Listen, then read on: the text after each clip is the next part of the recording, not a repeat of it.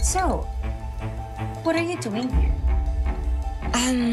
Magpapa-x-ray? Saka magpapakuha ng dugo. Joke. Tanga lang.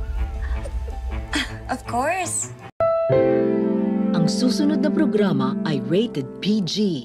Ito ay nangangailangan ng patnubay at gabay ng magulang para sa mga batang manonood.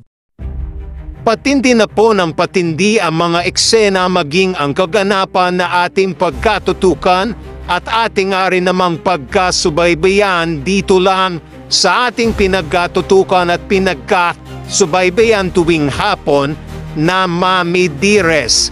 Simula pa lang din naman kasi ito na itong rin naman kasing si Emma ay lalo na rin naman niya kasing gagalitin na itong si Jade. Matapos na rin naman kasi na dito'y tila pinapakita at pinararamdam nga nitong si Emma.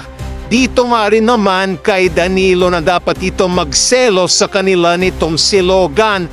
At dito nga rin naman hindi nga rin naman tinantanan nitong si Logan maging nitong si Emma, itong si Jade at si Danilo.